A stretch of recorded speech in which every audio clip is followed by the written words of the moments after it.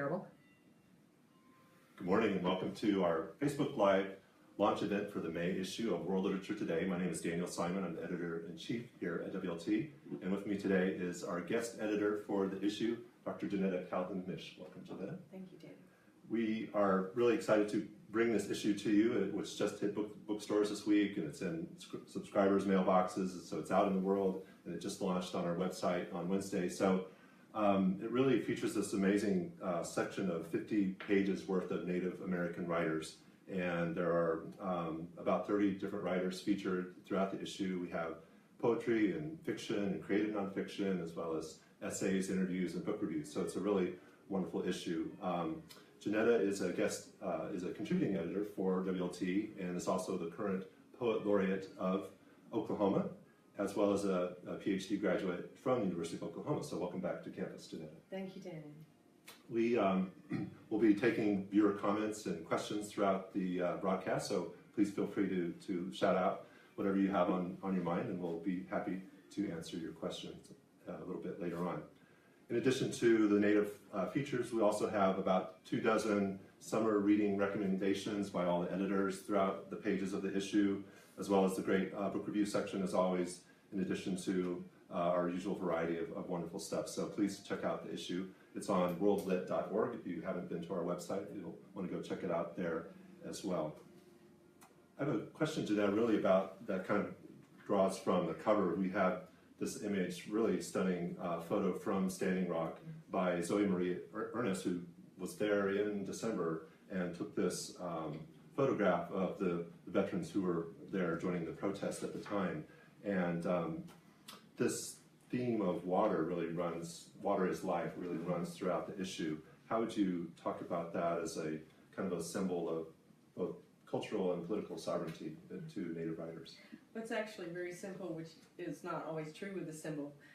Native people's sovereign lands, as recognized by treaty, cannot sustain the people without water. To ruin the water is to make Native homelands unlivable. But as the waterkeepers made clear, actually, they weren't just fighting for the water for their own people, but for everyone. Cultural and political sovereignty of Native peoples is good for the earth, because sovereignty and caretaking are two parts of the same thing. They're indivisible. And so the lands that Native have sovereignty over and their cultural sovereignty to speak means that they're taking care of that part of the earth that belongs to them. So both of these things, sovereignty and caretaking, are both caretaking of the land and of the animals, are evident throughout the issue.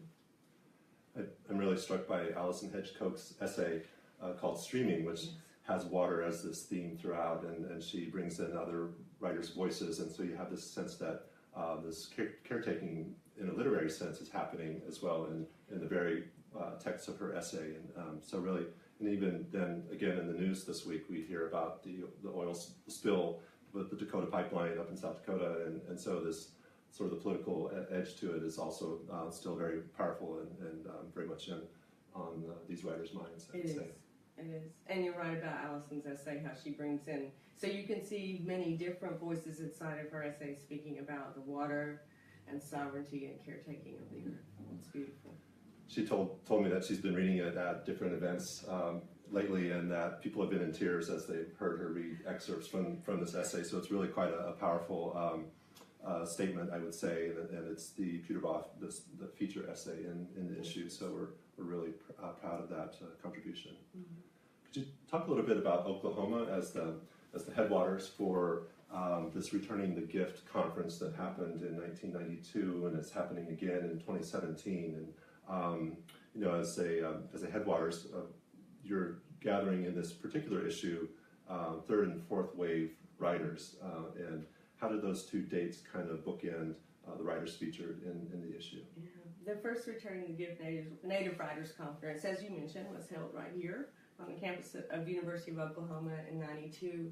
The decision was made to hold it here simply because there's such a high Native population here. So many Native people live in Oklahoma or are from Oklahoma. Despite the fact that many of these nations were forcibly removed to this place, they now call Oklahoma home and are as tied to this land as they are to their original homelands. The theme of the 2017 conference, Returning to Our Headwaters, was chosen both to recall the 92 gathering and to honor the Waterkeepers' resistance. My decision to focus on Native writers who first published after that 92 conference was to commemorate the 92 gathering, to promote the 2017 gathering, and most of all, to highlight the enormous amount of creative work being produced by contemporary writers, contemporary Native writers who are perhaps not as well known as people from the earlier generations, like, say Joy Harjo, Scott Monet, and those folks. Sure. So the third and fourth wave is really, are some of these younger writers who are really making an impact on the cultural scene at the moment. And if you think about 92, that at the time it was the Columbus quincentennial, and so there, I think, the special issue of WLT that came out in 92 in conjunction with the conference is something to look for. It's linked in Jeanetta's introduction to the special section, so you can go back and read some of those essays and some of the writers that were featured there. And in 2017, in October, we'll have Indigenous Peoples Day here on campus, and that'll be the same time as the Returning the Gift Festival, so I think it'll be a great moment to gather again so many of these amazing writers. And I should say also that there will be many public events, so it's not only limited to Native writers. We would love for the community, the surrounding community, people from wherever to come down and witness this amazing event. And not only writers, but artists, and there are different multimedia attractions to the festival, and as well as other networking and workshops and things that are going to be happening. So I think it'll be quite exciting. Oh, including, I don't think we've talked about this before, including a component for teachers. We're putting together a component for teachers to get CEUs, so public school teachers can come and learn about Native writing and take that back with them to their classroom. And hopefully they'll take the new issue with them as well and teach from its pages. So with these 30 writers that are featured throughout, that are coming from throughout the continental U.S. as well as Guam and American Samoa in the issue, what excites you most about how it all came together? Just the sheer variety. It was more than I could have ever imagined once it was all put together. Synergistically became this amazing thing. It's really a feast of Native American writing. And I'm particularly happy as well that we have several book reviews of Native books in this issue, because that way WLT readers can continue their exploration of Native writing through the books that are reviewed. The art is amazing. The presentation of the issue itself, the art, would you speak to where the art came from, Daniel? Sure. Well, we didn't really conceptualize the artwork front when we were talking about the issue, but we spoke to Heather Atone here at the Fred Jones Jr. Museum of Art, and she put us in touch with about a dozen Native artists from throughout the country who contributed these amazing paintings and photographs and prints and other work to the issue. So I think it really brings out this kind of mixed media and multi-genre theme that really carries through the writing itself. So Aragon Starr and Eric Gansworth are the two writers who are featured in the interview and the issue. So I think their work is particularly striking, as well as the cover photo, of course. So again, the art really does complement the writing in a very powerful way. It does.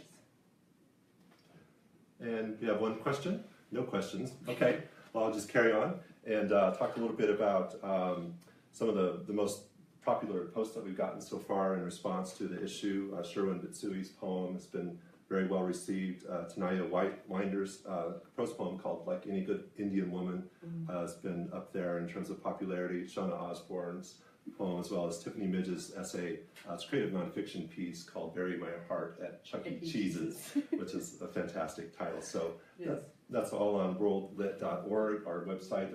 It's a full digital edition that's available to anyone who would like to subscribe. Of course, the gorgeous print edition is in bookstores now, so you can order it from our website or go and find it at your local bookstore. And there's also a readership survey in the issue that we hope readers will take a moment to fill out. It's only about five minutes of questions, and we'll donate a book to the Norman Public School Libraries on your behalf if you do the survey. So that's all I have, really. Any final thoughts, Jeanetta? Just thank you, all of you at World Literature Today, for giving me the opportunity to curate this issue and to be in touch with so many fantastic Native writers.